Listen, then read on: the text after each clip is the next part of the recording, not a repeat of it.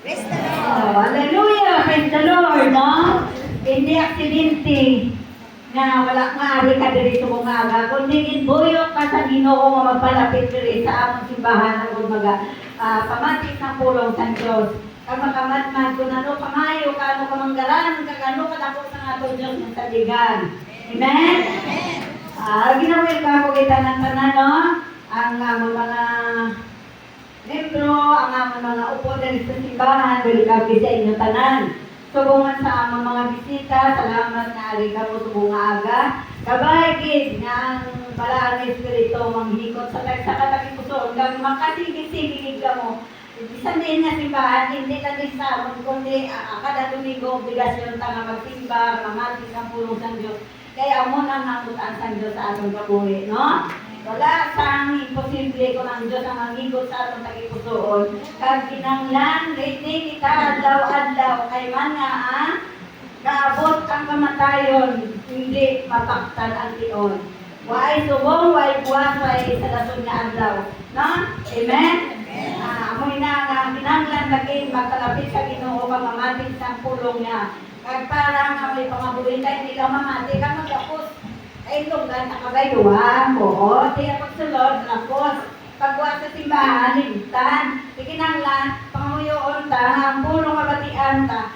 Matanong sa madalong sa pagsa natin ka nag-ipsuhod ka mamuhi sa aton nga kabuhi, ka mamunga, parang makita ng kita sa iba na tao nga logali kita sa ila. Kag sundo nila, hindi kita maghimo nga sandaran sa palita ng tao, kundi suga sa mga tao sa kalibutan. Kaya mo na gusto sa Diyos sa aton. Ang aton nga lansang simbahan, Disciple of Jesus Christian Church.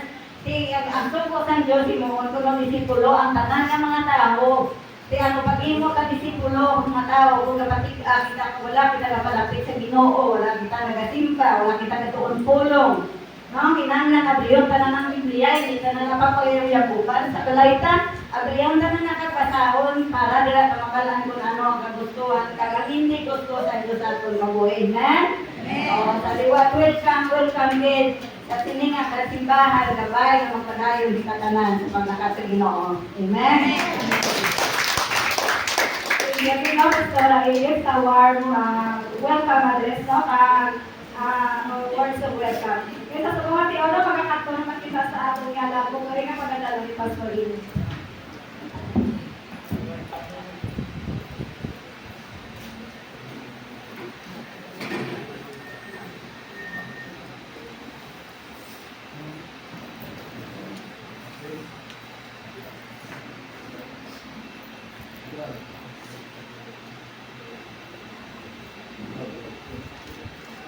Salamat ngayong mga sa inyo tanan.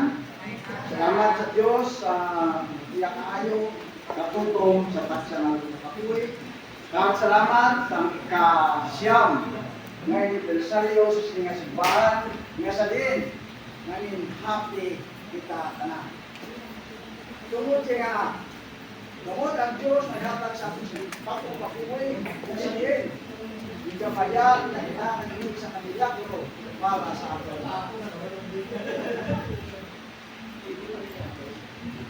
Okay. Ganti sa sining aga. Yatunglo sa Diyos sa akon kung paano kita mangin maaluan sa iyang tumbangan. Hindi lang sa financial, hindi lang sa material, kung paano kita mangin maaluan sa paghatag sa aton kapupusan nga kabuhi at sa aton tabi-pusoon. Kani ang aton love offering ipagapuan sa Lucas Kapitulo 21. Si Jesus nagpananaw-tanaw sa Pedro kung nakita niya ang magdaranon niya tao na nagulog sa ila, tulog sa pliktan. Nakita man niya dito ang isa ka ibol nga babae nga palo nga nagulog sa niya dulot nga duwa kasi si Jesus nagsiling, nagkasiling ako sa inyo, inyong babae nga palo naghatag sin labaw pa sa ila tanan.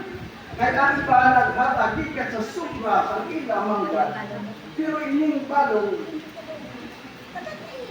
bisan ang nagitlang dito ang ila kwarta inghatag Okay.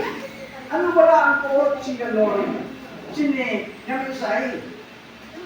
Diri natin makita na ang Diyos nagatanaw sa aton subong paagi sa Espiritu na iyong padala sa sini niya kalimutan. Ano ba ang mahatag mo sa Diyos sa subong nga aga? Pastor, wala ko din kwarta. Sinisang Diyos, hindi importante na nabutang kung wala ka sa ihatag sa iya. Kasi niya wala sa nagtatanaw kung ano katahon sa itsura mo. Ano katahon sa bayo mo. Ano katahon sa itsura mo. Kundi ang ginatanaw sa Diyos kung ano katahon sa tagipusoon mo sa pag-atubang sa iya. Kaya sa sining aga kung wala ka sa ihatag sa Diyos, ihatag ang katutusan sa imo kaugalingon, nagilabi na ang imo pagkasinsiro sa sining aga sa din, mapakamaayo ka sa Diyos sa subong tinagnaw. Kaya sa sining aga, dayawan, tumayawan ka nyo, ihatag kung anong mahatag mo katutusan sa Diyos, na mangin maaluan sa tanan nga butang, hindi lang sa material, sa financial, kundi ang aton sa dito. Mga